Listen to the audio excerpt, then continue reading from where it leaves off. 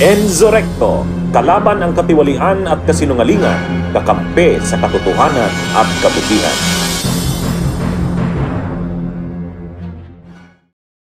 Dapat tayong mamamayan, maging mapagmatsyag tayo mga kabunyog.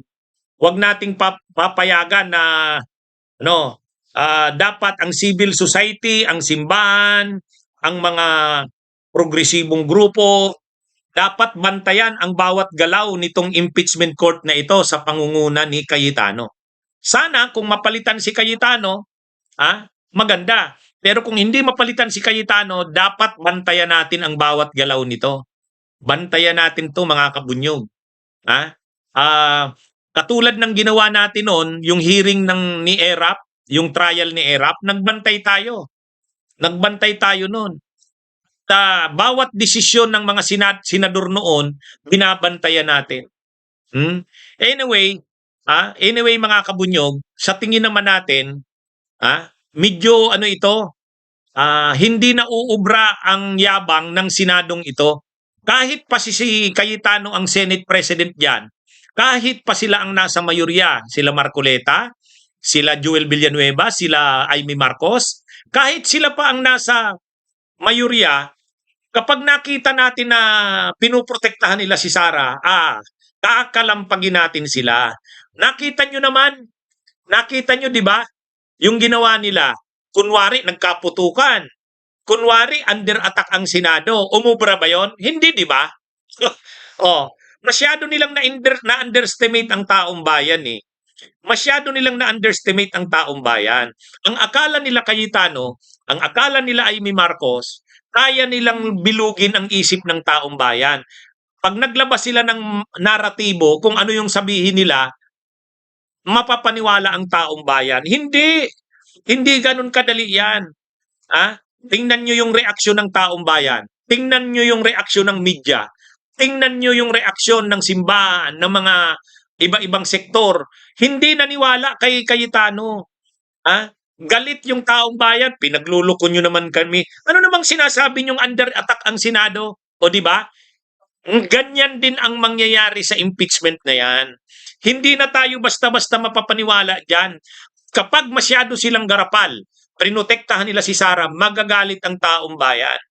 Kung nagalit tayo doon sa ginawa nila na kunwari may putukan na wala naman, kung galit tayo doon sa gawa-gawa nila Aplaska, nila Cayetano, kung galit tayo doon sa pinagluloko tayo na nagkaroon daw ng putukan, na linusob daw ang Senado, galit tayo doon. Kaya nga si Cayetano nagalit din kasi hindi tayo naniniwala sa kanila eh. Pagdating sa impeachment, ganyan din. Ganyan din. Hindi rin nila tayo dyan basta-basta mapapaniwala. Kakalampagin natin sila. Pag may motion ang prosecution at hindi nila pinagbigyan, halimbawa pagbubukas ng bank accounts ni Sara, pagka hindi nila pinagbigyan yan, ralihan natin. Magagalit tayo sa Senado, kakalampagin natin yan. Kaya, wag nilang i-underestimate ang taong bayan. Akala nila, kapag nag-press con sila, maniniwala ng tao. Hindi. Katulad nung ginawa nila doon sa di umano'y nagkaroon, under attack daw ang Senado. Wala, hindi naman maniniwala ang tao. Kaya mga kabunyog, mga kababayan, sa totoo lang, hindi madali para kila Cayetano, hindi madali para sa mga pro-Duterte na senador na protektahan si Sara sa impeachment na yan. Nakabantay ang taong bayan. At hindi tayo basta-basta mapapaniwala dyan. Kakalampagin natin sila kapag may ginagawa silang mali. Halimbawa, nag-motion ang prosecution, buksan yung mga envelope ng yung mga box ng BIR, ng income tax returns, tapos pag nagbutuhan ang mga senador, ayaw nilang pabuksan, ay raralihan natin sila. Babantayan natin sila. Kaya wag nilang maliitin ang taong bayan. Nakabantay tayo. Di ba? Mga kabutyog, nakabantay tayo. Nakita na nila yan.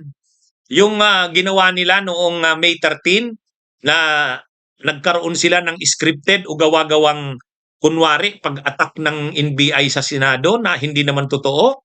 Naniwala ba ang taong bayan? Hindi. Kaya nga galit si Cayetano nagpupukpok eh. Hindi ba kayo naniniwala na the Senate was under attack? ay talagang hindi naniwala ang taong bayan. Kaya hindi na madali para sa Senado kung ano man ang iniisip nila para protektahan si Sara, hindi na madali yan. Mahihirapan sila dyan.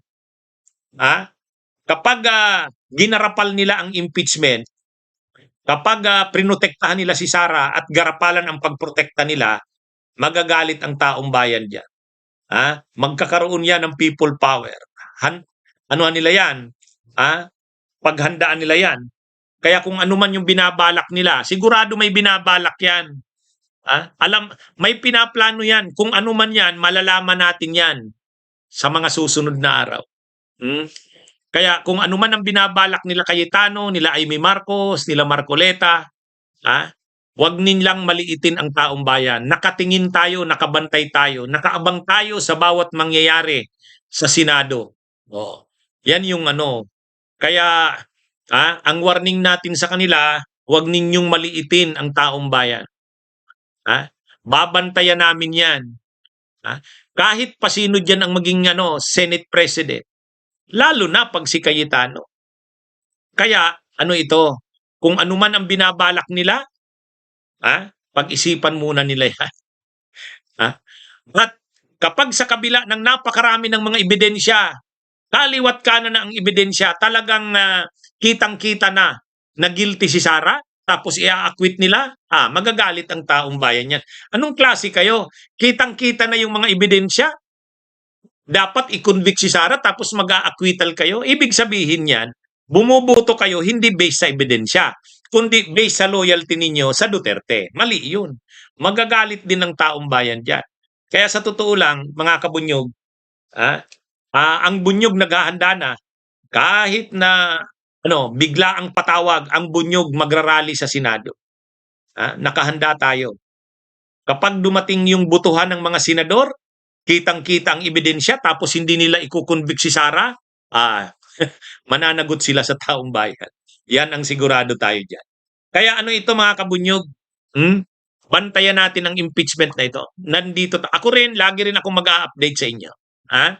Okay, mga kabunyog, mga kababayan, magandang araw po sa inyong lahat. Mabuhay po tayo. Bunyog, bunyog, halikan na kasama ka. Bunyog, kapag buklod ay may pag-asa. Luzon, Visayas, Mindanao, isa ang pananaw.